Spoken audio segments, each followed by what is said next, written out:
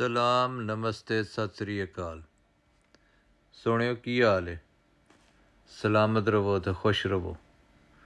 चलिए फिर आई थोड़ी जी सैर करिए। आ जाओ मेरे नाल।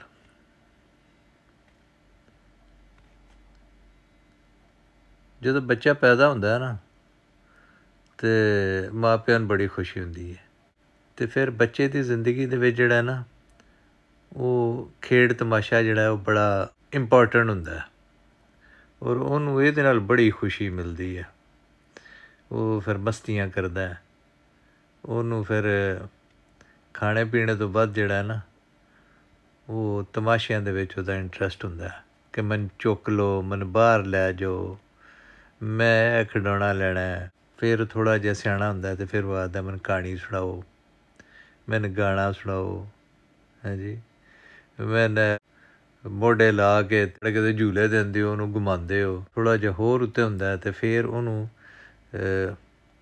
ਬਾਹਰ ਜਾਣ ਦਾ ਚਸਕਾ ਲੱਗ ਜਾਂਦਾ। ਫਿਰ ਉਹਦਾ ਦਿਲ ਕਰਦਾ ਕਿ ਮੈਂ ਹੁਣ ਜਿਹੜਾ ਨਾ ਕਦੀ ਇਸ ਪਾਰਕ ਜਾਵਾਂ, ਕਦੀ ਉਸ ਪਾਰਕ ਜਾਵਾਂ, ਕਦੀ ਚਿੜੀਆ ਘਰ ਲੈ ਜਾਓ, ਕਦੀ ਅਜਾਇਬ ਘਰ ਲੈ ਜਾਓ।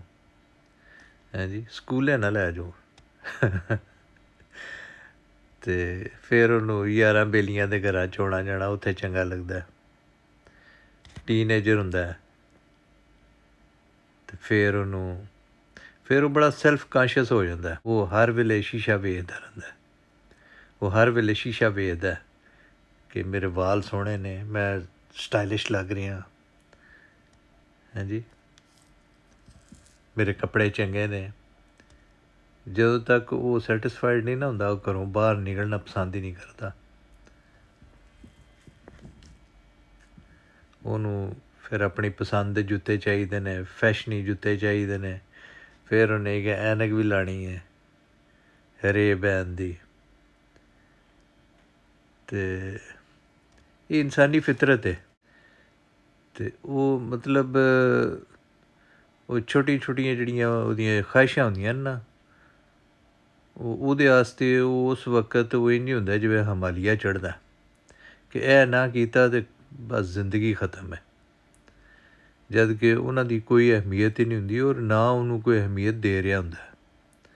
ਲੇਕਿਨ ਉਹਦੇ ਆਪਣੇ ਮਨ ਦੇ ਵਿੱਚ ਉਹਦੀ ਅਹਿਮੀਅਤ ਇੰਝ ਹੁੰਦੀ ਹੈ ਵੀ ਜੋ ਜੀਣ ਮਰਨ ਦਾ ਉਹ ਸਮਾਨ ਬਣਿਆ ਹੁੰਦਾ।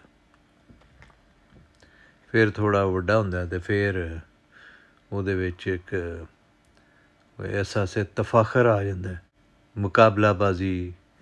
ਹਾਂਜੀ, ਕਿ ਮੈਂ ਤਾਂ ਜਨਾਬ ਮੈਂ ਜੱਟ ਹਾਂ ਅਤੇ ਮੈਂ ਸੱਯਦ ਹਾਂ ਅਤੇ ਮੈਂ ਤਾਂ ਜਨਾਬ ਫਲਾਣਾ ਚੌਧਰੀ ਹਾਂ। ਮਤਲਬ ਉਹਨਾਂ ਚੀਜ਼ਾਂ ਉੱਤੇ ਫਖਰ ਕਰਦਾ ਜਿਹਦੇ ਵਿੱਚ ਉਹਦਾ ਕੋਈ ਇਖਤਿਆਰ ਨਹੀਂ ਸੀ।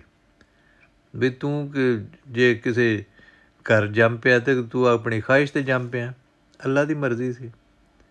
ਪਰ ਉਹ ਇਸ ਚੀਜ਼ ਉੱਤੇ ਵੀ ਮਤਲਬ ਜਿਨ੍ਹਾਂ ਦੀ ਕੋਈ ਬੇਸਿਸ ਨਹੀਂ ਉਹਨਾਂ ਚੀਜ਼ਾਂ ਦੇ ਉੱਤੇ ਉਹ ਬੜਾ ਜਿਹੜਾ ਨਾ ਖੁਸ਼ਗੁਮਾਨੀਆਂ ਕਰਦਾ ਔਰ ਸਮਝਦਾ ਕਿ ਇਹਦੇ 'ਚ ਵੀ ਮੇਰਾ ਕੋਈ ਬੜਾ ਹੱਥ ਵੱਸ ਹੈ।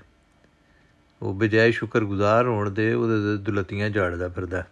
ਫਿਰ ਉਹਨੂੰ ਵਿਖਾਵਾ ਉਹਦੇ ਅੰਦਰ ਆ ਜਾਂਦਾ। ਵਿਖਾਵਾ ਮਤਲਬ ਕਿਸੇ ਨੂੰ ਜਿਹਦੇ ਕੋਲ ਪੈਸੇ ਨੇ ਚਾਰ ਉਹ ਆਪਣੇ ਉਹ ਪੈਸੇ ਵਿਖਾਉਂਦਾ ਫਿਰਦਾ। ਉਹਨੇ ਚੰਗੀ ਘੜੀ ਪਾਈ ਹੈ। ਹਾਂਜੀ, ਜਿਹਦੇ ਕੋਲ ਕੋਈ ਇਲਮ ਦਾ ਕੋਈ ਲੱਪ ਆ ਜਾਂਦਾ ਅਤੇ ਉਹ ਆਪਣਾ ਇਲਮ ਵਿਖਾਈ ਫਿਰਦਾ। ਉਹ ਇੰਝ ਕਰਕੇ ਜਿਹੜੀ ਨਾ ਜ਼ਿੰਦਗੀ ਉਹ ਗੁਜ਼ਰਦੀ ਜਾਂਦੀ ਹੈ। ਅਚੀਵਮੈਂਟਸ ਬੰਦਾ ਆਪਣੀਆਂ ਸ਼ੋਅ ਕਰਦਾ।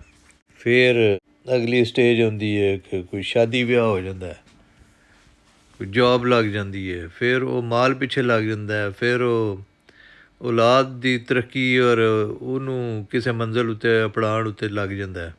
ਪਰ ਇੱਕ ਅਜੀਬ ਜਿਹੀ ਗੱਲ ਹੈ ਵੀ ਜਿਵੇਂ ਉਹ ਬਚਪਨ ਦੇ ਵਿੱਚ ਜਦੋਂ ਇੱਕ ਕੋਈ ਗੇਮ ਮਿਲ ਜਾਂਦੀ ਸੀ ਜਾਂ ਕੋਈ ਜਿਹੜੀ ਜ਼ਿੱਦ ਕਰਕੇ ਬੜੀ ਕੋਈ ਜੁੱਤੀ ਕੱਪੜਾ ਲਿਆ ਹੁੰਦਾ ਸੀ, ਉਹ ਜਦੋਂ ਮਿਲ ਜਾਂਦਾ ਸੀ ਤਾਂ 4 ਦਿਨ ਬਾਅਦ ਉਹਦੀ ਅਹਿਮੀਅਤ ਖ਼ਤਮ ਹੋ ਜਾਂਦੀ ਸੀ।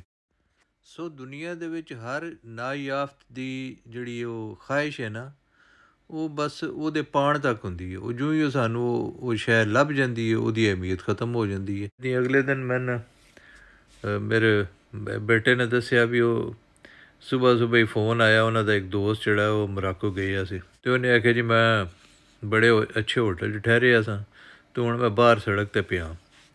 शुक्र है जान बच गई है कि एकदम मेरी अख खुली है तो वेख्या भी पूरा होटल ही जेह्ड़ा ना ओह् लरसदा पिया। ते दौड़ भज के बाहर निकल गया। शुक्र है जान बच गई है। होटल भी डिग गया तो आस पास हज़ारां बंदे जेह्ड़े ने ओह् मर गए। तो कल लीबिया दे विच जो होया बन टुट गया तो हज़ारां बंदे जेह्ड़े ने ओह् गर्क हो गए न। सो जिंदगी का तो कोई पता नहीं, लेकिन वो बंदा जेह्ड़ा है वो आरजी लज़्ज़तां पिच्छे लग्गा है। ते असल कामयाबी जेह्ड़ी है वो तो उखरवी जिंदगी दी है, ओह्दे वास्ते किसे नूं कोई होश नहीं होंदी। ਇਹ ਸਾਰੀਆਂ ਗੱਲਾਂ ਤਾਂ ਟੈਂਪਰੇਰੀ ਨੇ। ਜਿਉਂ ਹੀ ਤੁਹਾਨੂੰ ਕੋਈ ਖੁਸ਼ੀ ਹਾਸਲ ਹੁੰਦੀ ਹੈ 4 ਦਿਨ ਗੁਜ਼ਰ ਜਾਂਦੇ ਨੇ, ਤੁਸੀਂ ਉਹਦੇ ਵੱਲ ਤੱਕਦੇ ਵੀ ਨਹੀਂ। ਸੋ ਉਸ ਖੁਸ਼ੀ ਬਾਰੇ ਸੋਚਣਾ ਚਾਹੀਦਾ ਜਿਹੜੀ ਹਮੇਸ਼ ਦੀ ਹੈ।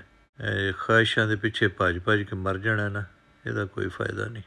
ਲਓ ਜੀ, ਸਲਾਮਤ ਰਹੋ, ਆਪਣੇ ਤਾਂ ਆਪਣੇ ਦੁਆਲੇ ਸਾਰਿਆਂ ਦਾ ਖਿਆਲ ਰੱਖੋ।